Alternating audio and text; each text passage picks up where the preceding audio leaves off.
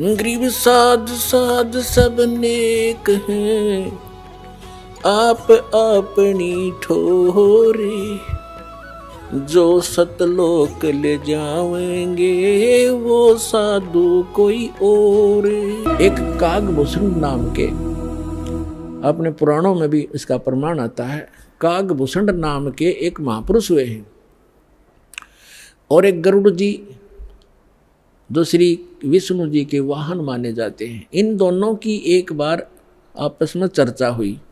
कागभूषण कैसे हैं, उनका बाकी का शरीर मनुष्य सदृश है, लेकिन चोंच और ऊपर का हिस्सा जो मुंह है वो कौवे का है, उसको कागभूषण कहते हैं।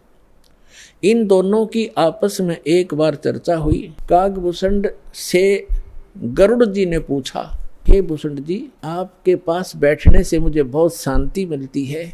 आपने यानी ये भक्ति विधि और ये अमरत्व, क्योंकि कागभूषण जी की काफ़ी लंबी आयु हो गई है, काफ़ी प्रलय उसके सामने हो चुकी हैं, अभी भी वो विद्यमान है।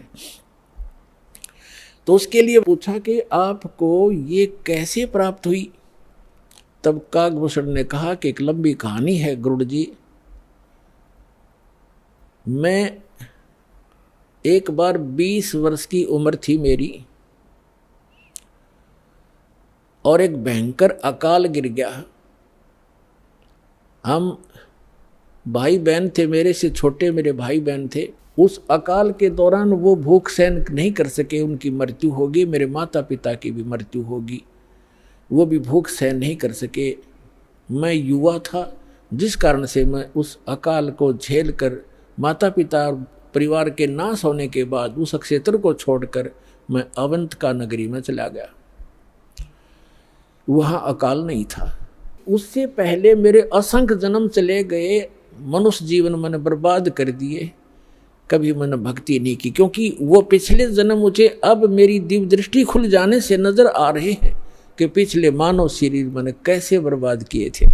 तो बता रहा कि पिछले जन्म मैंने बहुत नाश कर दिए, और एक जन्म जो मेरा हुआ, माता पिता मेरे भाई बहन मर गए भूख से तड़प कर। ऐसी खिली फुलवाड़ी थी हमारे घर की, सारे भाई बहन खुशी खुशी रहते थे, और एक वर्ष में ऐसी जुल्म गिर गया, ऐसा कहर टूट गया, हमारा नाश हो गया।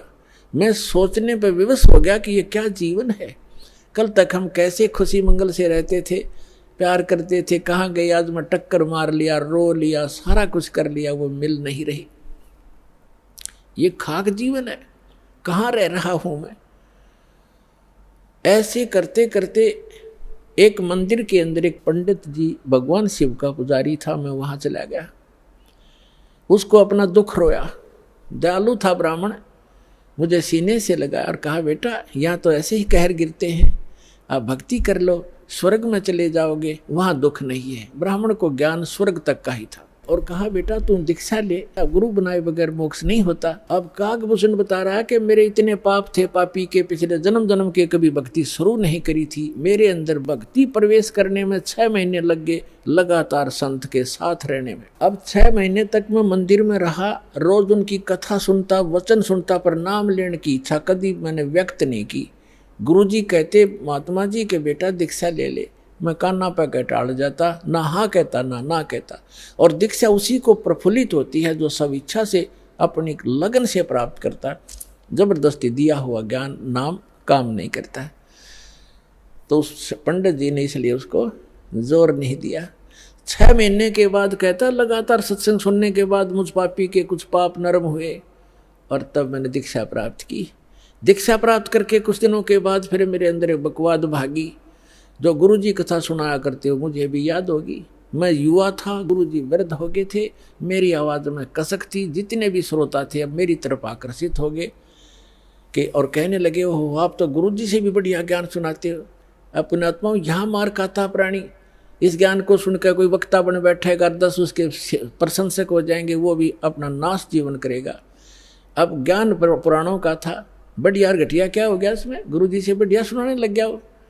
तो यहाँ मार खाते श्रोता भी और भक्त भी मार खाते, मान बढ़ाई छा जाती है, सबसे बड़ी दुश्मन है जीव की। एक दिन मैं बैठा था, कथा कर रहा था, श्रोता बैठे थे, गुरुजी आए मंदिर में, अपने घर से।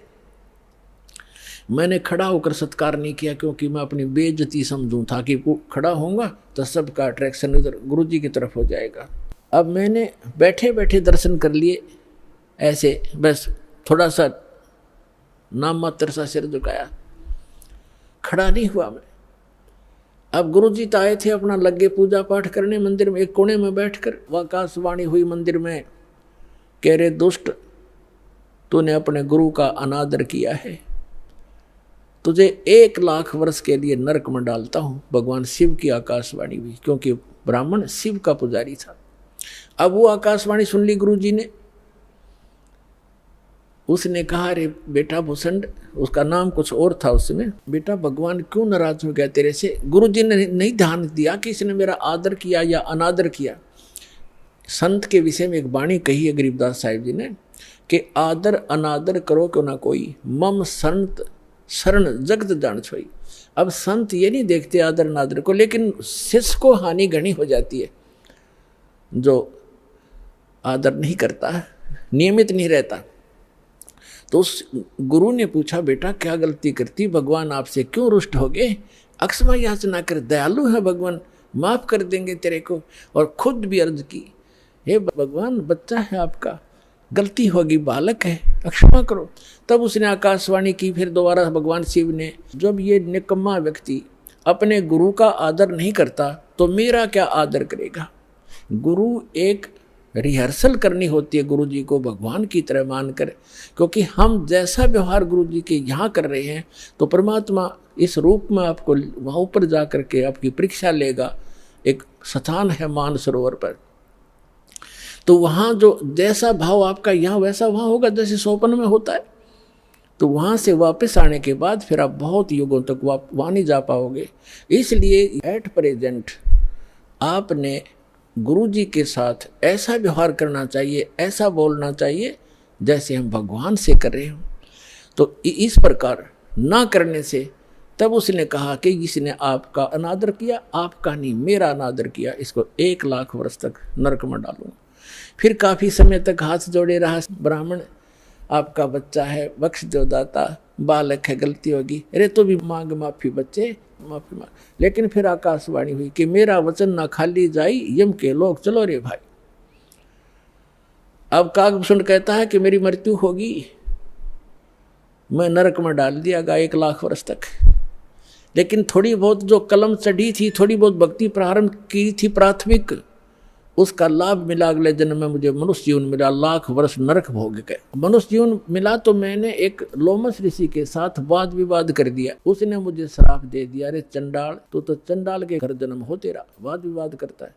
तो कागभूषण कहता है कि गुरु जी मैंने दुख नहीं माना संत के उस कुवचन का, और उसने श्राप दे दिया। मैंने हाथ जोड़ कर ये कहा कि हे महर्षि जी, दास पर गलती बन गई, मैं नीच व्यक्ति हूँ, मैं कर्महीन हूँ, तभी तो ऐसी भाषा में आपके सामने बोल गया, मेरा दुर्भाग्य था।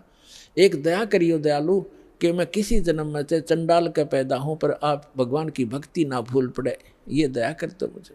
तो ये आशीर्वाद दे दिया लोमस ऋषि ने।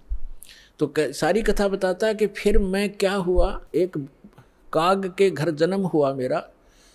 जैसे ब्रह्मा जी हैं, इनका हंस वाहन है, और हंस के साथ एक हंसनी कंपलसरी होती है।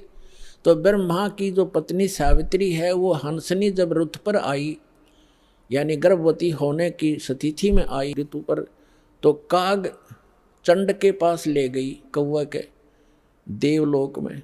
उससे मिलन होने से कागभूषण की उत्पत्ति हुई।